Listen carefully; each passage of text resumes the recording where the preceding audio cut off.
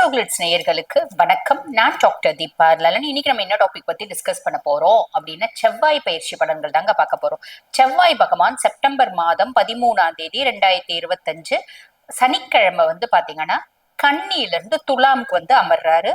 துலா ராசியில அவர் உட்கார்றாரு. எது வரைக்கும்? அக்டோபர் மாதம் 27ஆம் தேதி வரைக்கும் துலா ராசியிலே சஞ்சாரம் பண்ண போறாரு. அக்டோபர் மாதம் 27ஆம் தேதி துலாம்ல இருந்து விருச்சிகத்துக்கு போறார். சரிங்களா? இப்படி துலா ராசியில சஞ்சாரம் பண்ணக்கூடிய செவ்வாய் பகவான் பாத்தீங்கன்னா அங்க உச்சமோ நீச்சமோ ஆகல, சமநிலை அப்படின்றது பெறாரு. அதனால நிறைய ராசிகளுக்கு பெரிய அளவுல நன்மையும் கிடையாது, பெரிய லெவல்ல தீமைகளும் கிடையாது அப்படின்றது உண்மை. ஆனா குருனோட 5ஆம் பார்வை துலா ராசி மேல அமர்ந்திருக்க செவ்வாய் பகவான் மேல படுது. இதை என்ன சொல்லுவாங்க அப்படின்னா குரு மங்கள யோகம் அப்படின்னு சொல்லுவாங்க. இந்த குரு மங்கள யோகத்தினால நிறைய ராசிகளுக்கு முதல்ல சொன்ன பாத்தீங்களா, நல்லதும் கிடையாது கெட்டதும் கிடையாது அப்படின்றது பொதுவான பலன். ஆனா இந்த குரு மங்கள யோகத்தினால நிறைய ராசிகளுக்கு நிறைய நற்பலன்கள் அப்படின்றது வரதான் போகுது. அந்த விதத்துல உங்க ராசிக்கு என்னென்ன மாதிரி நற்பலன்கள் வருது பார்த்துடலாம் வாங்க. மீன ராசி அன்பர்கள், உங்களுக்கு செவ்வாய் பகவான் பாத்தீங்கன்னா உங்க ராசி அதிபதி யாரு? குரு பகவான். குரு பகவானுக்கு செவ்வாய் நட்பா பகையா அப்படின்னு கேட்டா நட்பு கிரகம் தான். ஏதோ ஒரு விதத்துல உங்களுக்கு அவர் நல்லதுதான் செய்வார். இப்படிதான் விதி இல்லைங்களா? பொதுவா நட்பு கிரகங்கள் நல்லது செய்வாங்க, பகை கிரகங்கள் கெடுப்பாங்க, சம கிரகங்கள் பெருசா சம ஆற்றல் பொருந்தியவங்க பெருசா எதுவும் செய்ய மாட்டாங்க, நடுநிலையில இருப்பாங்க அப்படின்றது ஒரு விதி இல்லைங்களா? அந்த விதத்துல இவர் நட்பு கிரகம், அப்ப நல்லதுதான் செய்வாரு அப்படின்னு சொல்லலாம்.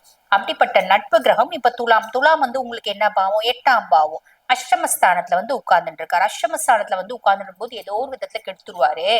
உடல் சார்ந்த உபாதைகள் கொடுத்துருவாரு. நாங்க மீனராசி லேடிஸ், எங்க கணவனுக்கு உடல் சார்ந்த பிரச்சனைகள், ஆயுசுக்கு கண்டோம், மாங்கல்யத்துக்கு பங்கம், இப்படி எல்லாம் கொடுப்பாரு. அசிங்கம், அவமானம், தலைக்குடைவு இப்படி எல்லாம் கொடுப்பாரு. அப்படிலாம் பெருசா கவலைப்படணும்ன்ற அவசியம் இல்லைங்க. காரணம் என்ன அப்படின்னா குருனோட நேரடி பார்வை, உங்க ராசி அதிபனோட நேரடி பார்வை அப்படின்றதற்கு குரு மங்கள யோகம் அப்படின்றதற்கு. அப்ப இந்த கெடுபலன்கள்ல சாலிடா வராதா? சாலிடா வராது. மாறி நம்மளுக்கு பாருங்க, ஹஸ்பண்ட்க்கு உடல் சார்ந்த உபாதைகள் இருக்கு அப்படின்னா நல்ல வைத்தியம் அப்படின்றது கிடைக்கும். வைத்தியம் பலிதமாகும். அப்ப அவரோட உடல் சார்ந்த உபாதைகள்ல முன்னேற்றம் அப்படின்றது கிடைக்கும். புரியுதுங்களா? சின்ன சின்ன கண்டங்கள்லாம் இருக்கிற மாதிரி இருந்துச்சுங்க, அதெல்லாம் காணாம போயிடும். நாங்க பாருங்க, சமுதாயத்துல செய்யாத தப்புக்கு அசிங்கப்பட்டோம், அவமானப்பட்டோம், தலைகுனிவு ஏற்பட்டுச்சு. அதெல்லாம் ஓவர் கம் பண்ற அளவுக்கு உங்களுக்கு ஆற்றலும் திறமையும் தைரியமும் தன்னம்பிக்கையும் வந்துடும். அந்த மாதிரி அசிங்கம், அவமானம், தலைகுனிவு, உங்க மேல சாத்தப்பட்ட பழிகளும் பொய்களும் வெட்ட வெளிச்சத்துக்கு வந்துரும் அப்படின்னு சொல்லலாம். இதெல்லாம் ஒரு பெரிய பிளஸ் இல்லைங்களா? அப்ப அஷ்டம செவ்வாய் கெடுக்க மாட்டான், குருனோட பார்வை இருக்கிறதுனால இது ஒரு பெரிய பிளஸ். அதுக்கும் மேல உங்களுக்கு பாருங்க, லார்ட் ஆஃப் 2 and 9 இந்த செவ்வாய் பகவான்.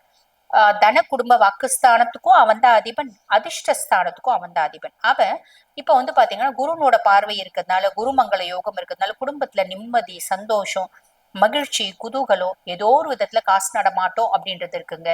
என்னோட பேச்சுக்கு வீட்டுல பாத்தீங்கன்னா சொல்வாக்கு, செல்வாக்கு இருக்கு. எனக்கு இன் ஜென்ரலாவே சொல்வாக்கும் செல்வாக்கும் அதிகமாகுதுங்க அப்படின்றத நீங்களே உங்களுக்காவே உணர முடியும் அப்படின்னு சொல்லலாம். இது ஒரு பெரிய பிளஸ். அதுக்கும் மேல அதிர்ஷ்டஸ்தானத்து பாக்கியஸ்தானத்துக்கும் செவ்வாய் தான் அதிபன்.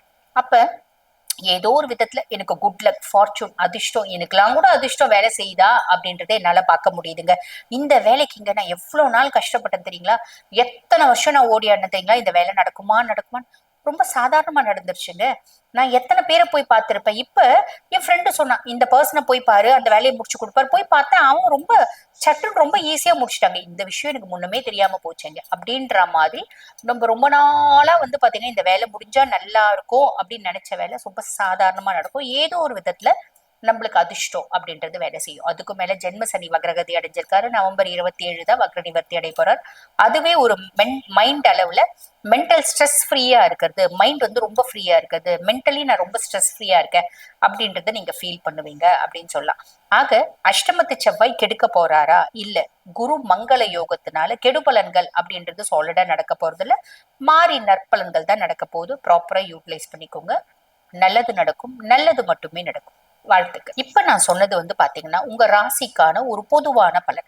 இப்ப இந்த பதிவுகளை பார்த்துட்டு இருக்கங்க, எங்களோட சுய ஜாதகத்தை நாங்க அனலைஸ் பண்ணிக்கணும் அப்படின்னு விருப்பப்பட்டாலும், நாங்க வாழ்க்கையில பல முக்கியமான விஷயங்களை முடிவெடுக்கும் தருணத்துல இருக்கோம். அதனால நாங்க ஃபுல்லும் ப்ரெடிக்ட் பண்ணிக்கணும் அப்படின்னு ஆசைப்பட்டாலும், நான் பேசிட்டு இருக்கும் போது எங்களோட வாட்ஸ்அப் நம்பர் டிஸ்பிளேல கொடுத்துருப்பாங்க.